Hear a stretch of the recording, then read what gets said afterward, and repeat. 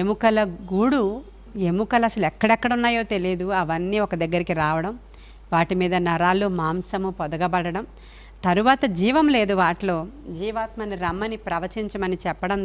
దేవుడు చెప్పినట్లు యెహెజ్కేలు ప్రవచించగా జీవాత్మ అందులోనికి వచ్చి వారందరూ లెక్కింప సఖ్యము కాని మహాసైన్యమై నిలవబడ్డారంట. ప్రియమైన దేవుని బిడ్డలారా, ఎందుకు ఈ విధంగా యెహెజ్కేలుకి దేవుడు ఎముకల లోయలోనికి తీసుకుని వెళ్ళి చెప్పాడంటే, ఇశ్రాయేలీలు ఈ విధంగా అయిపోయి ఉన్నారు, మాకు ఇంకా ఆశలు లేవు, మా ఆశలు విఫలమైపోయినాయి, మేమింకా ఎండిపోయాము, సారము లేని వాళ్ళలాగా అయిపోయాము, మా జీవితాలలో ఏమీ మిగలలేదు అనుకుంటున్నారు ఇశ్రాయేలీలు.